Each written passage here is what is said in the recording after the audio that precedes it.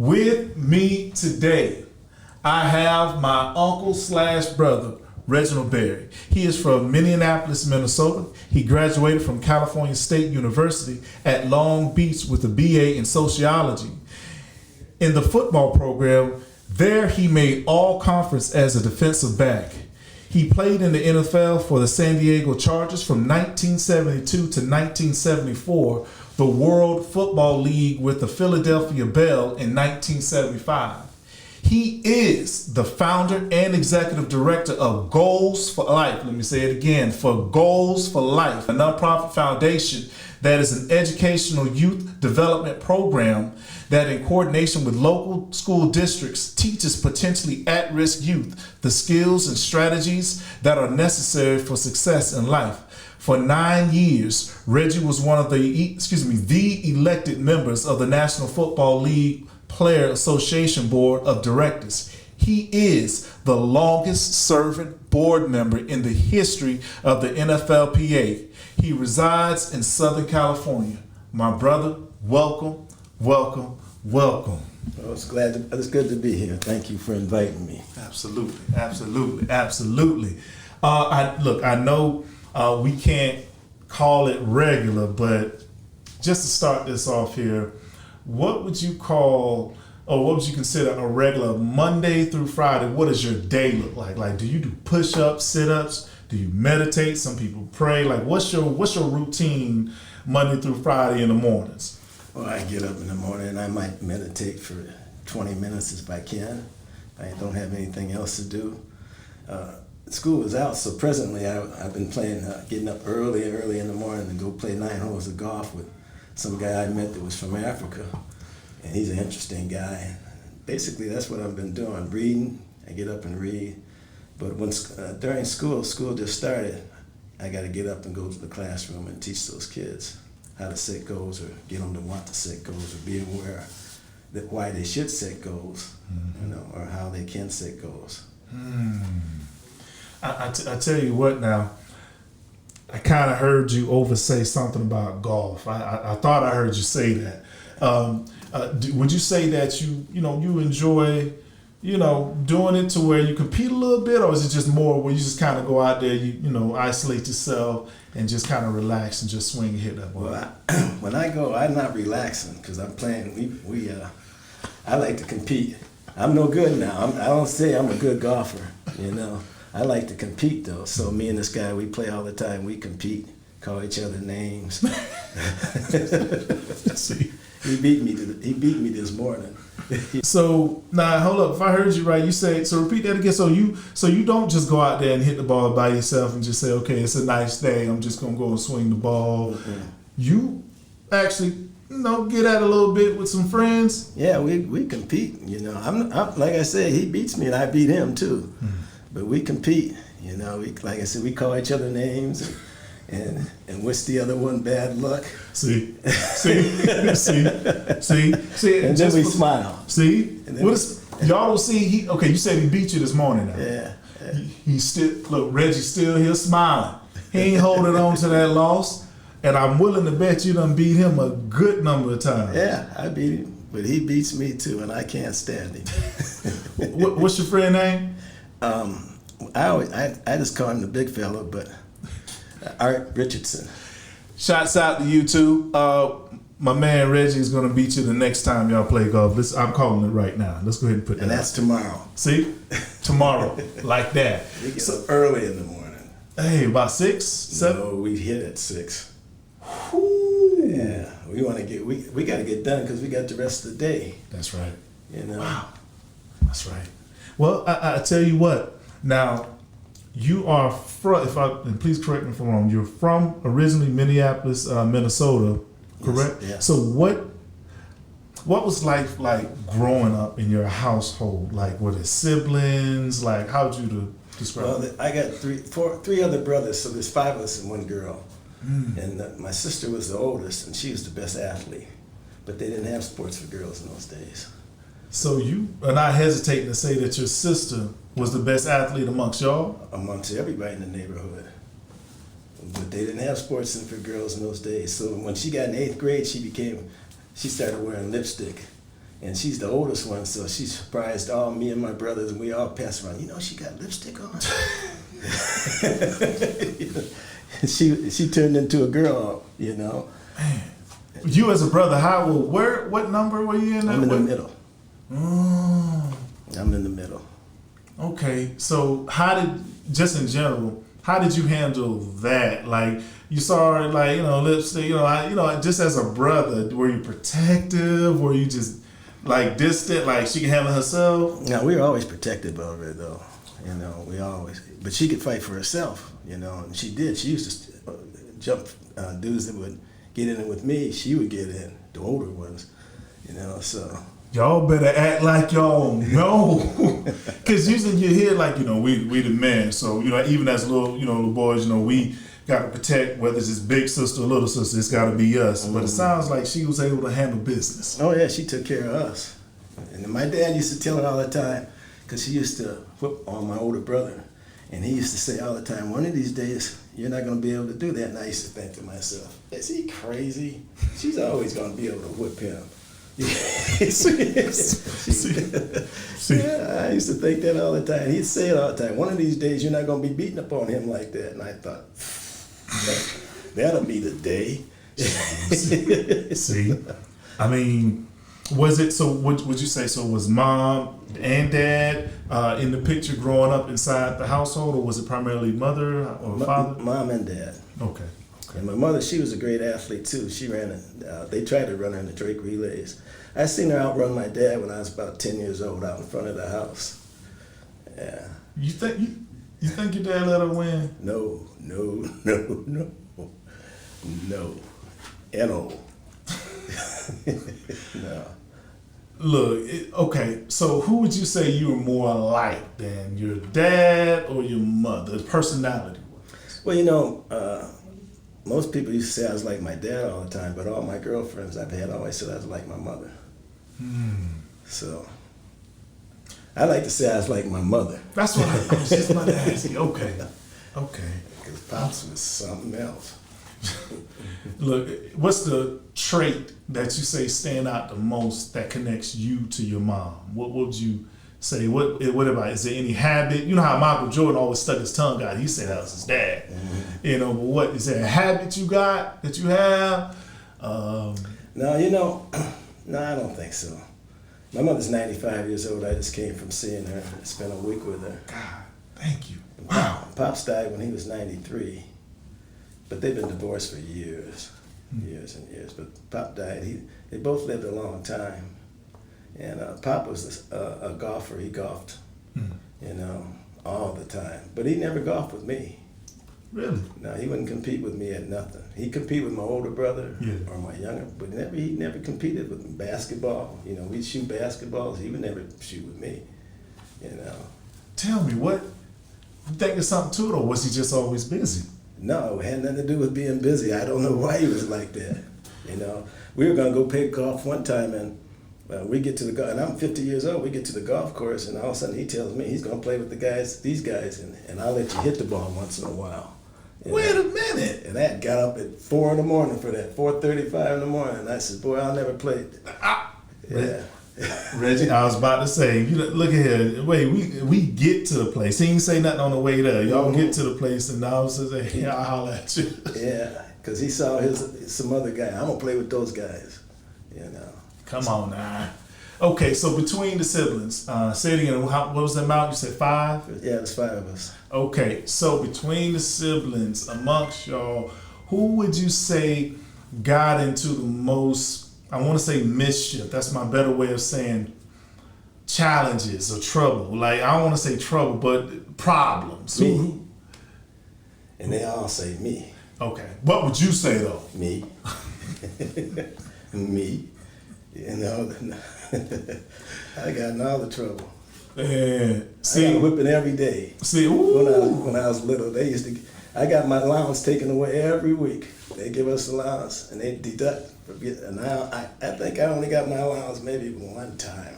I just couldn't. Those kids I work with in school, I tell them too. I just couldn't be good because some of them are like that. See, I wanted to be good, but I just couldn't be. See. And I'm gonna get there later on in in our conversation here, but I truly believe that's part of the reason that makes you so inspiration and so, efficient, because you just understand what it's like to be just on a youth, and to have certain ins and outs about yourself, that you may not be able to explain everything, but you just experienced it. Mm-hmm. That, to me, experience is a great teacher. Now, it ain't the easiest one. Lord knows it ain't the easy one, but it's a great teacher. Yeah, it can be a great teacher. Come on, say that again, Reggie. I said it can be a great teacher. I had to take a pause on that just for the audience to understand that. Now, look here. In high school, you led your football. Let me go down the list. You led your football, baseball, and track, all the state championships. Every one of them, you led the state championships. See, we were state champs in football, and we were state champs in baseball, but we were never state champs in basketball. And track, I think we were state champs in track too. We used to kill everybody in track.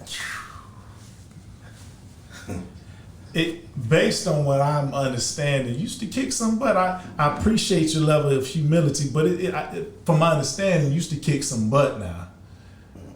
You can go ahead and admit you used to kick some butt now. Well, I was always trying to be like my older brother and his friends. I just came from Minneapolis, and I was talking to one of my closest friends, and I always told him he was a better athlete than everybody. And his brother one time ran down on a kickoff. He's 2 years older than us. We were in the stands, him and I, and he hit the guy so hard he broke his face mask. And I said, wow, I got to do that. So all the time I was playing, I was trying to do what Louis did. I was trying to hit somebody so hard I could break my face mask, but I never broke my face mask. It never happened.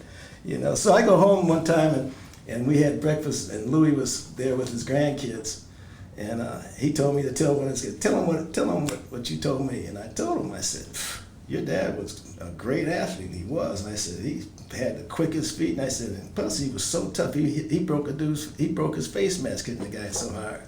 And they all looked at me, really? And I said, I'm telling you, that guy broke his face mask. Legendary. Yeah. Come on. And you say you tried. You would put some oomph into it, but you never really broke. But that don't mean that you ain't hit nobody hard, though. No, I hit everybody hard. But I never, as hard as I could, but I never broke my face mask. Yeah. I'm gonna consider it because as the years went by, technology, they put extra hard plastic and stuff metal, excuse me. I'm trying to find a reason, Reggie. Yeah, I couldn't break it? Because I know you was bringing the phone. I know you was. I mean, in that time, though, see, I can see what people want to say, the people who they want to point to that inspired them, but during that era, who would you say was influential during your time, during that time of your life? Who would you say was influential? I mean, I think you just said your brother? Always my brother, yeah. Okay. Always my brother. My brother was the captain of the football team, so I wanted to be captain of the football team. Oh, man. My brother was captain of the baseball team, so I wanted to be captain of the baseball team. Man. So my brother, and everybody followed him. He had such strong character. He ended up playing football at USC, and but I was trying to get there, but I couldn't get to SC. Right. They sent me down to Arizona Western and told me if I make the team down there. I went to Iowa State as a freshman. Okay. And the coach at Iowa State was Johnny Majors, and after spring practice, he called me in and he told me he didn't think I was tough enough to play in the Big 8. And I thought I had a good spring and I was killing everybody, but I couldn't believe why he would say that to me. I left out of there and I had tears in my eyes. I seen Otto Stowe, and Otto played with Miami when they went 18-0. Mm-hmm. And when they had that undefeated season, he was a wide receiver. And I told Otto, he asked me what was wrong, and I told him, he says, he don't know what he's talking about. You'll be back. Because I told him, I'm out of here, Otto. Mm-hmm. Then I seen the guy, Gordy Smith, he was my recruit. Mm-hmm. The guy that recruited me. Gordy used to play for the Vikings, and he saw me, and I had tears in my eyes. He asked me what was wrong, and I said, this dude told me that I'm not tough enough. And so Gordy turned around, and he run back in to see Johnny Majors. But let me tell you something about that. Mm-hmm. When I was playing, after I got through playing football, when I was on the players of the board of directors, or I represented the former players in LA, mm-hmm. we'd go to the convention, and there's a guy from Tennessee where Johnny Majors is, and Johnny Majors won the national championship at Pittsburgh. Mm-hmm. He won it twice. He had Tony Dorsett. Mm-hmm. And he did good at Iowa State. So Jimmy Johnson, in fact, he was one of the coaches at Iowa State. Jimmy Johnson, right. Yeah, and that's where I learned how to play football, really, was at Iowa State. Wow. So when he told me that, I was so hurt. So I went home, and I came out. My brother was going to USC, so I came out to USC, and I was practicing with them in the off season. And Bobby Chandler was a wide receiver for USC, and he played for Buffalo Bills. Bobby was a good guy, and Bobby grabbed me, not my brother, and he took me to see one of the SC coaches, and he told me I was good, and he told the coach I was good, and you need to get Mike's brother. And so they told me, if you go down to Arizona Western in Yuma, Arizona, now they told me I wasn't tough enough at Iowa State, and if you go down there and you make the team, they said, and you do well, we'll give you a scholarship to USC. So I said, okay. So I go down to Arizona Western, and the guys down there tell you different. You want me to tell a story? No. Well, I tell you what. Let me throw it to them in pieces here, because what it sounded like, they had something different to say other than that was the opposite of you not quote unquote being tough enough. Right. It sounded like that's the direction that we're going. Let me throw this at you. Because you actually already are getting onto it, so you could just continue that. Because I was about to ask you to describe your college experience. How was your experience in college? Like, you're doing it because it seemed like you might have been during the time where it was. When I made you cut your mustache. Yeah. So when I went, that's another story. Cutting the mustache. And then there's a challenges in the whole racial aspect of it. I would imagine that you experienced some things in that as far as in college, but overall, how would you describe you? When I was at Iowa State, part of it was my fault because I was so militant, I used to have an organization in Minneapolis called Decoy, Determined Ebony Council of Youth, and I had read everything, autobiography of Malcolm X, Great African Kingdoms. My uncle from New York gave me a bunch of books. He told me to read them, and so because I told him I don't read. And my mother's brother, he's the only educated one, and he told me, you're going to have that book read before I leave. And so that was that was Great African Kingdoms, the Mali, the Sangay, and Ghana Kingdom. And so when I started reading it, and I put it down, so when I seen my uncle again, he said, you read the book, what did you get? And I didn't have nothing to tell him. So he was always my idol too. He always come in town, he'd always grab me and take me with him. And he looked at me and he said, you'll have that book read before I leave here. And he was leaving in 2 weeks. I had the book read, and I tell you, it just blew my mind. I didn't know, I thought Africans had bones just like everybody else, bones in their nose, dumb. And I started reading that, all of a sudden he left the autobiography of Malcolm X for me to read. And I read that, changed the whole way I thought about life. Even education, it changed everything, when I started to read, You're a big reader now. Yeah. It's safe to say. Yeah. And I tell kids, when you read, you can be anybody. You can go anywhere. Like my girlfriend just came back from Angola. I knew about Angola. I could tell her about the revolution they had down. The Cubans freed Angola. The Russians helped them. I could tell her because I read. I could tell her stuff. She goes all over the place, and I tell her about the country she goes to. She visits countries. Because I read. When you read, you can be anything. You can go anywhere, and you can be anybody. And that's what I like about reading. Are y'all here? Okay. All right, so let me pull it back in. Make sure y'all catching that, because I'm not going to let these gold nuggets just fly by without placing some emphasis on them. Many people still today really underestimate the power behind reading and gaining that knowledge. People could inflict whatever emotion they want to attempt on you, but you know what you know. Yeah. The thing about nowadays, they look at those videos and they think, well, I don't have to read. I just look at those videos.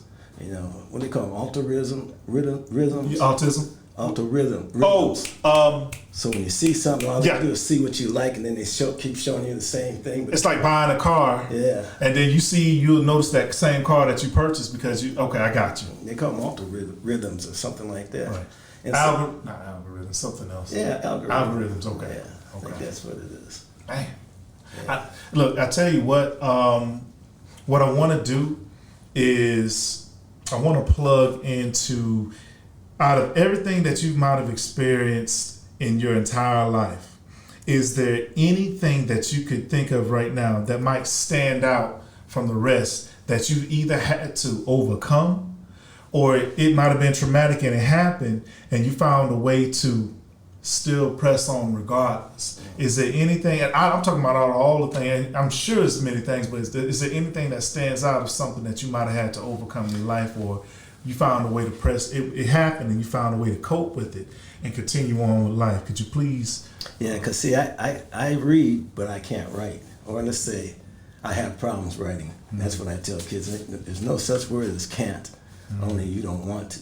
And I had problems writing, but because I write backwards and because I had dysgraphia, that's what they call it. Yeah. And so I couldn't write a paper. So when they put me in an English class or give me a tutor when I was a freshman at Iowa State, and he used to practice with me writing stuff, and I had put it away in his trunk, some of the stuff I wrote. And when I brought it up and I read it, you wouldn't believe what it looked like the writing that I had. I couldn't even, I said, I was writing this bad, you know.